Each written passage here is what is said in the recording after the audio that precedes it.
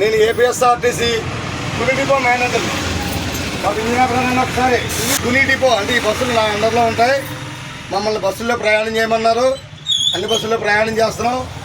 మీరు ఈ స్త్రీ శక్తి పథకం చంద్రబాబు నాయుడు గారు ఏదైతే పెట్టారో దాని అందరికీ చాలామంది హర్షం వ్యక్తం చేస్తున్నారు.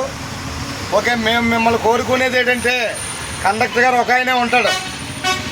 మీరు 100 మంది ఎక్కేటప్పుడు కొద్దిగా సహకరించాలి మీరు అందరూ.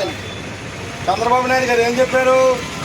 ఒక ఐదు కార్డులు, ఆధార్ కార్డా, ఏ కార్డులమ్మా చెప్పగలను? ఆధార్ కార్డు కానీ, ఓటర్ కార్డు కానీ, రేషన్ కార్డు కానీ, ఇంకొక 2 ఉన్నాయని చెప్తాను. అవి ఫ్లెక్సీ కూడా పెట్టేస్తున్నాము.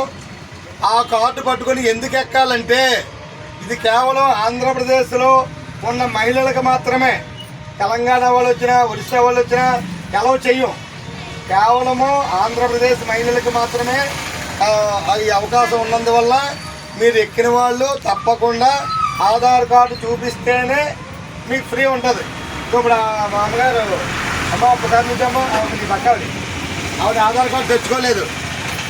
85 రూపాయలు టికెట్ కొట్టి చేతిలో పెట్టాడు మా కండక్టర్ గారు. తప్పదు, లేదా టికెట్ కొట్టకపోతే మేము ఊరుకోం, చెకింగ్ వాళ్ళు వస్తారు. అందుకని మీరు ఇంటికి వెళ్ళిన తర్వాత అయినా సరే మీ వాళ్ళందరికీ చెప్పండి, బస్సు ఎక్కితే ఆధార్ కార్డు ఉండాలి, ఉంటేనే ఫ్రీ, లేదు నేను డబ్బులు పెట్టుకుంటానంటే మీరు ఇస్తాం.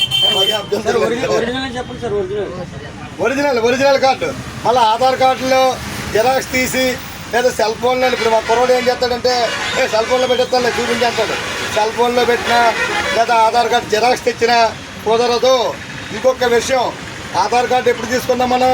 2000లో తీసుకున్నాం. 2000 కాదు, అది చిన్నప్పుడు ఫోటో చూసి అమ్మ ఈ కార్డు ఇది కాదని చెప్పి మా వాళ్ళు ఆపేస్తారు.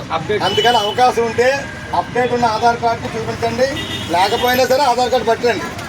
కొద్దిగా అందరికీ చెప్పండి అమ్మ, ఈ విషయంలో మాత్రం మీరు అందరికీ చెప్పండి, కొద్దిగా సహకరించండి. బస్సు ఎక్కిన వెంటనే వెనక్కి వెళ్ళిపోతారో ముందుకు వెళ్ళిపోతారో ఈ ఎట్లో నుంచోకూడదు. ఎందుకు నుంచోకూడదు అంటే ఆయన బ్రేక్ కొట్టాడు అనుకోమ్మా, నువ్వు కిందకి వెళ్ళిపోతావు.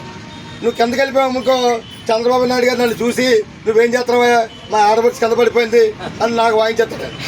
అందు గురించి దయచేసి మీరు అందరూ సహకరించండి. మీ అందరికీ థ్యాంక్స్ అమ్మ.